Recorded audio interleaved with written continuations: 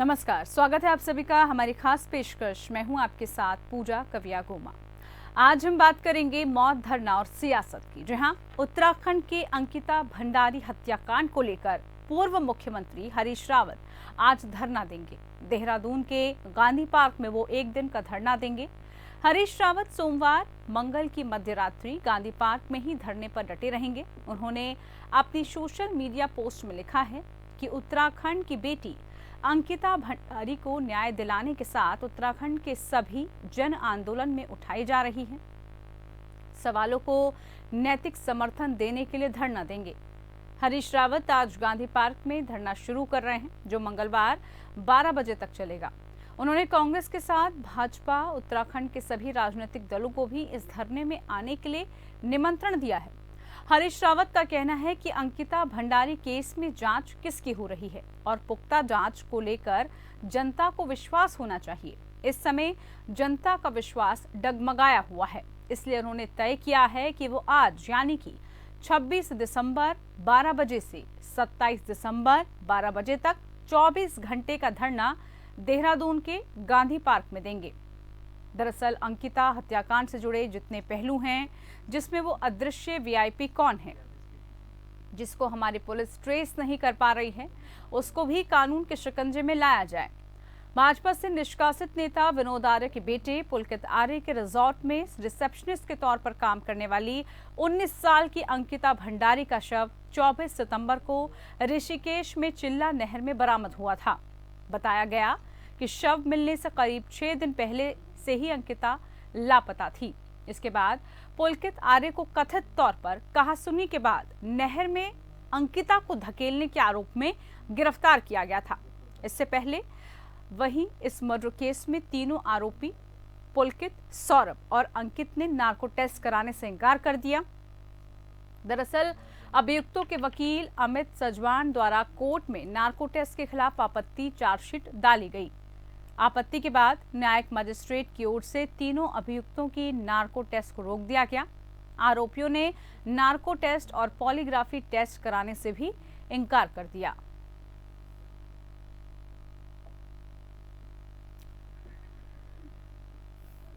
तो Ankita Bhandari murder case को लेकर रोजाना नए नए खुलासे हो रहे हैं, अपडेट आ रही है। अब इस मामले को लेकर सियासत भी गरमाई हुई है। उत्तराखंड की बेटी जिसकी हत्या के बाद पूरा देश इसके साथ, इसके लिए न्याय के लिए खड़ा हुआ, पूरे देश को झकझोर देने वाली इस घटना ने तमाम सियासतदानों को भी कटघरे में खड़ा किया। अब ऐसे में अंकिता भंडारी हत्याकांड मामले को लेकर हरीश रावत धरने पर बैठे हैं।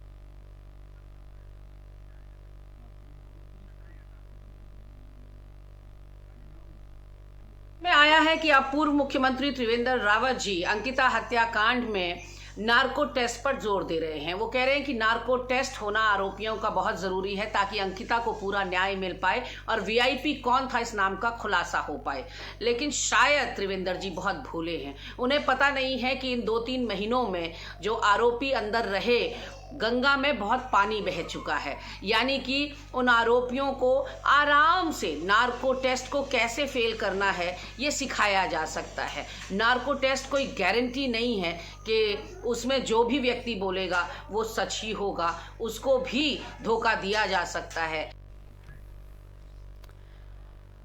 तो देखिए, इस को लेकर तमाम सियासतदान अलग अलग तरह की बयानबाजी कर रहे हैं, लेकिन बड़ा सवाल यह है कि आखिरकार अंकिता को न्याय कैसे मिल पाएगा, क्योंकि परिवार वालों की तरफ से भी इसको लेकर कई तरह की आपत्ति जाहिर की गई। इसी पर आज की हमारी खास पेशकश है। खास पेशकश में हमारे साथ खास मेहमान जुड़ चुके हैं, सभी का परिचय करा देते हैं। साथ ही साथ इस पर सवाल ये भी रहेगा कि आखिरकार इस मौत के बाद जो सियासत हो रही है, क्या सिर्फ और सिर्फ इस पर राजनीतिक रोटियां सेकने की कोशिश की जा रही है। हमारे साथ आर के मिश्रा जी बीजेपी प्रवक्ता के तौर पर जुड़े हैं, बहुत स्वागत है आपका कार्यक्रम में। हमारे साथ मुन्ना खान जी कांग्रेस की तरफ से जुड़े हैं, बहुत स्वागत है खान साहब आपका कार्यक्रम में। सबसे पहला सवाल आर के मिश्रा जी आप ही से, क्योंकि सरकार लगातार ये कह रही है कि निष्पक्ष जांच चल रही है, निष्पक्ष जांच के लिए एसआईटी का भी गठन, उसके बावजूद भी तमाम तरह के सवाल उठाए जा रहे हैं निष्पक्षता को लेकर और साथ ही साथ किसी को बचाने को लेकर। ताजा मामला आपको पता ही है, अपडेट इसमें आज खुद हरीश रावत इसको लेकर धरना दे रहे हैं, क्या प्रतिक्रिया? देखिए पूजा जी, यहाँ पर केवल केवल सियासत हो रही है और कुछ नहीं हो रहा है, बल्कि न्याय के लिए जहाँ तक राज्य सरकार इतना संवेदनशील है और इस चीज को बड़ी ही गंभीरता से उन्होंने राहत का, तो मैं निश्चित तौर पर मैं देख रहा हूँ कि केवल ये राजनीति हो रही है और कुछ नहीं हो रहा है। इनको इनके वहाँ के जनता के न्याय से मतलब है और न ही न्याय के साथ उनको जिस तरह से उनको आगे आना चाहिए था वो बिल्कुल नहीं देख रहा हूँ इस चीज के ऊपर में। हम लोगों ने देखा जो किस तरह से एसआईटी का गठन हुआ और एसआईटी ने 97 गवाह के साथ 87 दिन का जो जांच का जो दायरा था, तो 87 दिन के जांच के दायरे के बाद जो चार्जशीट दाखिल की गई है उसमें ऐसे सारे सेक्शन हैं जिसमें धारा 302 है, 201 बी है, 120 बी है, 351 है, 5(1) है। ये सारी धाराएं लगाई गई है जो आरोपियों को दिखाता है जो कि निश्चित तौर पर आरोपी कहीं से भी छूटने की कोशिश भी करेंगे, उनको जमानत तक नहीं मिलेगी। ये सारी व्यवस्थाएं की गई है, लेकिन शायद लगता है जो कि उनको रावत साहब को ये चीज नहीं पता है जो कि केवल राजनीति करने से जनता को न्याय मिल जाएगा, ऐसी कोई बात नहीं है। हम लोगों ने देखा है जो किस तरह से सीबीआई जांच के ऊपर में जो बातें आ रही थी, हाईकोर्ट ने उसको भी निरस्त कर दिया है। आशुतोष नेगी हैं कोई पत्रकार जिन्होंने ये याचिका लगाई थी, लेकिन हाईकोर्ट ने कहा जो कि एसआईटी की जांच से हम संतुष्ट हैं और संतुष्ट बिल्कुल इस तरह से हैं जो कि हर एक चीज को स्टेटस रिपोर्ट भी हाईकोर्ट ने मंगाई थी इसके विषय में। तो ये सारी बातें दिखाती है जो कि राज्य सरकार कितना गंभीर है और खास करके न्याय के लिए, बेटियों के लिए, महिलाओं के लिए जिस तरह से राज्य सरकार चिंतित है, ये बिल्कुल दिखाता है इस तरह के संवेदनशीलता वाले कदम। आर.के. मिश्रा जी, इतने ही चिंतित होते तो इस तरह का हत्याकांड, इस तरह की निर्मम हत्या ही नहीं होती अगर इस तरह का लॉ एंड ऑर्डर स्ट्रांग होता। बड़ा सवाल इसको लेकर भी है। बहरहाल मुन्ना खान जी हमारे साथ जुड़े हैं। मुन्ना जी, जरा ये बताइए, अदृश्य वीआईपी ट्रीटमेंट दिया जा रहा है, वो कौन है, किस तरफ इशारा हरीश रावत का है यहाँ पर, और क्या इस तरह से धरना देने से, बार बार इस मामले को उठाने से क्या न्यायिक प्रक्रिया पर इसका असर पड़ेगा, क्योंकि कहा जा रहा है निष्पक्षता के साथ जांच चल रही है। सबसे पहले तो आपका धन्यवाद और आपके टीम का धन्यवाद और आपके दर्शकों का धन्यवाद। सीधा सा बिल्कुल सरल तरीके से समझने की बात है। जिस तरीके से इंदर कुमार की हत्या हो जाती है 2017 में, जिया खान की हो जाती है 2019 में, नफीसा जोसेफ की हो जाती है, तो कुशाल पंजाबी की हो जाती है, सुशांत सिंह राजपूत की हो जाती है, तो ये समझने की बात है। सरकार इस पर किसी तरह से कारगर नहीं है और धरना प्रदर्शन कोई राजनीतिक इशू नहीं है। धरना प्रदर्शन इसलिए कि किस तरीके से सरकार अंधी और बहरी है, दोनों है, ये न सुनती है न इन्हें दिखाई देता है। इसलिए मैं कह रहा हूँ कि अंधी और बहरी सरकार के आगे आप कुछ भी बीन बजा लो, ये अपने ही राग अलापेंगे। अभी जो हमारे पूर्व मुख्यमंत्री हरीश रावत जी धरना प्रदर्शन कर रहे, इसमें भी हमारे आर.के. मिश्रा जी को उसमें पॉलिटिक्स नजर आ रहा है। अरे भाई, एक सेलिब्रिटी की मौत हुई है कि आखिर वजह क्या है कि जो 2019 के बाद 17 मौतें होगी, 17 आत्महत्याएं कर ली, क्या डिप्रेशन था, क्या सरकारी दबाव था, क्या था, उसकी जांच होनी चाहिए, वेरिफिकेशन होनी चाहिए। तो जांच के लिए ही धरना प्रदर्शन होगा। आप एक निष्पक्ष जांच करो, किसी के दबाव में जांच ना करो, क्योंकि किसी भी व्यक्ति को एक सेलिब्रिटी बनने में कितने उसके घोर समस्याओं का सामना करना पड़ता है। अंकिता भंडारी एक आम लड़की थी। अंकिता भंडारी जिसकी हम बात कर रहे हैं, वो तो एक आम लड़की थी, 19 साल की। आप किस सेलिब्रिटी की बात कर रहे हैं? तो आम लड़की थी, तो ये सरकार का ही नारा था कि बेटी बचाओ बेटी पढ़ाओ। तो मैं कहता हूँ ये नारे पे आज काम नहीं हो रहा, इसीलिए तो धरने प्रदर्शन हो रहे, चाहे वो हाथरस की घटना हो, चाहे आप उत्तर प्रदेश की घटना ले लो, कहीं की घटना ले लो। तो ये सरकार जिम्मेवारी नहीं है, सरकार रिस्पॉन्सिबल नहीं है। सरकार को रिस्पॉन्सिबिलिटी लेनी चाहिए, इनको जिम्मेवारी लेनी चाहिए। इनका वेरिफिकेशन जांच कमेटी बिठा करके इनको सही तरीके से जांच करनी चाहिए। आज आप नजरअंदाज कर रहे हो, इसलिए तो हमारे पूर्व मुख्यमंत्री श्री हरीश रावत जी को धरने प्रदर्शन कर रहे हैं। इतनी कड़ाके की ठंड में अगर कोई खड़ा है तो किसी पे अन्याय ना हो, न्याय के लिए आरोप तो लग रहा है वो सिर्फ और सिर्फ अपने वोट बैंक के लिए, अपनी सियासी रोटियां सेकने के लिए इस तरह के इतने सेंसिटिव इशू पर धरना दे रहे हैं, जबकि जांच प्रक्रिया आपको पता है कोर्ट में चल रही है, विचाराधीन है। पूरे मामले में एसआईटी का गठन है। जहां जहां आपको लग रहा है आपत्ति है, उस पर आपत्ति दर्ज कराइए। और बड़ा सवाल ये भी है कि अगर विपक्ष ये बात कह रहा है, परिवार वालों की जो आवाज है उसको आपको उठाना चाहिए, क्योंकि कई बार ये बात भी सामने आई है कि अंकिता के जो परिवार वाले हैं वो अभी तक संतुष्ट नहीं हो पा रहे हैं जांच से।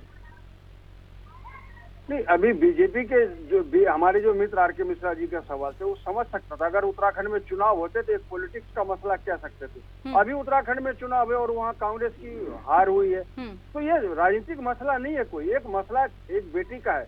और ये मसला इस सरकार को जगाने का कि जो ये सरकार बार बार ये नारा देती आई है कि बेटी बचाओ, बेटी पढ़ाओ, बेटी बचाओ, तो मैं कहता हूँ आज उस नारे पे कितना निर्भर है। क्या वो नारा एक वाक्य बनकर रह गया? क्या आप उस पर कारगर हो? चाहे हाथरस की घटना पे कारगर हो? क्या आप हाथरस की घटना जग जाहिर नहीं कि क्या हाल हुआ? रात में बेटी को 11 बजे सब जला दिया जाता, जबकि हिंदू धर्म रीति रिवाज के हिसाब से वो गलत है। शाम के ढलने के बाद आप किसी सब का दाह संस्कार नहीं कर सकते। ये सरकार कितनी कारगर है वो सब दिख रहा है। जनता के नजरों में ये सरकार के कथनी और करनी में बहुत ही बड़ा फर्क है। इनके हर एक वादे जुमले होते हैं, चाहे वो आपकी जिंदगी से जुड़ा हो, चाहे व्यापार से जुड़ा हो, चाहे काम से जुड़ा हो, चाहे रोजी और रोजगार से जुड़ा हो, इनके बस जुमले ही जुमले होते। आर के मिश्रा जी, जांच को लेकर बार बार सवाल उठे, यहाँ तक कि सिर्फ विपक्ष ही नहीं बल्कि कई बार अंकिता के अभिभावकों ने, उसके पेरेंट्स ने भी इस बात को लेकर सवाल उठाए हैं कि वो जांच से संतुष्ट नहीं है, इसीलिए वो बार बार सीबीआई जांच की मांग कर रहे थे। हालांकि हाईकोर्ट की तरफ से उसको खारिज किया गया। देखिए पूजा जी, बात यहाँ जहाँ पर न्याय की बात होती है तो यहाँ पर सरकार, मुझे लगता है जो कि चाहे कांग्रेस की हो चाहे भाजपा की सरकार हो, हमेशा संवेदनशील और न्याय संगत बातें करनी चाहिए। आज अगर मान लीजिए, अगर महाराष्ट्र के अंदर में जिस तरह से हम लोगों ने देखा, तो उस समय में किसकी सरकार थी? अघाड़ी सरकार थी वहां पर। और हम लोगों ने देखा जो किस तरह से सुशांत सिंह, अभी कह रहे थे सुशांत सिंह राजपूत के केस में बड़ा ही शिथिलता की बात कर रहे थे अभी हमारे मुन्ना खान जी मित्र हमारे। लेकिन मैं वो चीज कहना चाहता हूं कि सरकार किसकी थी? तो हमने जहां पर भी देखा है जो कि जहां पर कांग्रेस की सरकार रही है, न्याय वहां पर इतनी शिथिल रही है। अगर आप राजस्थान की बात कर लें या छत्तीसगढ़ की बात कर लें, हर जगह न्याय शिथिल रही है। लेकिन जहां पर भाजपा की सरकार रही है, न्याय संगत बात करने के लिए हमेशा जोर दी है। और की घटना चाहे कुलदीप सिंह सेंगर की घटनाएं हो, मित्र हमारे मिश्रा जी बता दे, क्या उन बेटियों को इंसाफ मिल गया? कुलदीप सिंह सेंगर यहाँ पर कहाँ से आ गया? यहाँ पर बात हो रही है हमारे माता बहनों के लिए न्याय की बात हो रही है। आप लोगों ने जिस तरह से आज एक चीज बताइए, राजस्थान क्या देश से बाहर का राज्य है क्या? इस मुद्दे पर राजस्थान क्या देश से बाहर का राज्य है क्या? इशू पर, मैं कह रहा हूँ राजस्थान के अंदर इशू पर अगर हम राज्यवार तरीके से लड़ाई लड़ेंगे कि आपके राज्य में ज्यादा है आपराधिक रिकॉर्ड महिलाओं के प्रति, या इस राज्य में जहाँ पर सरकार है बीजेपी की, अगर इस तरह के आरोप लगाएंगे तो फिर महिलाओं की सुरक्षा, महिलाओं के साथ हो रहे अत्याचार पर बात नहीं हो पाएगी। बहरहाल चर्चा इसको लेकर आगे करेंगे कि इस पर सियासत हो रही है या वाकई में निष्पक्षता के साथ जांच की जा रही है, और क्या अंकिता भंडारी को न्याय मिल पाएगा, बड़ा सवाल। आर के मिश्रा जी, सीधा सा सवाल अब ये है, जिस तरह से अभी तक जांच पड़ताल की जा रही है, उस जांच पड़ताल के बाद क्या आप जनता को, अंकिता के परिवार वालों को, परिजनों को और देश भर की जनता को, क्योंकि सिर्फ उत्तराखंड तक सीमित नहीं रहा ये मामला, पूरे देशवासियों ने मिलकर न्याय की अलग जगाई, न्याय की उम्मीद जगाई, क्या उनको सबको न्याय मिल पाएगा? क्या उनको ये उम्मीद हो पाएगी, आप दिला पाएंगे कि इसमें जांच पड़ताल सही तरीके से हो रही है? क्योंकि कई बार इस तरह के केसेस में जहां पर वीआईपी एंगल सामने आता है, जहां पर भी इस तरह के केसेस होते हैं, वहां जांच पर इसका असर पड़ता है। बहुत सारे ऐसे केसेस हैं, लंबी फहरिस्त है इसकी, इसीलिए सवाल उठ रहे हैं जांच पर भी। निश्चित तौर पर देखिए पूजा जी, मैं आपको कहता हूं, देश के अंदर में कहीं पे भी अन्याय होगा, मैं कह रहा हूं, मैंने तो किसी और राज्य का नाम ही नहीं लिया था, मैं तो केवल उत्तराखंड तक ही सीमित था। लेकिन आज हमारे मित्र कह रहे हैं जो कि नहीं, आप महाराष्ट्र की भी बात करने लगे, ये अभी हाथरस की भी बात करने लगे। हम कह रहे हैं न्याय अन्याय कहीं पे भी हो, न्याय संगत बात होनी चाहिए।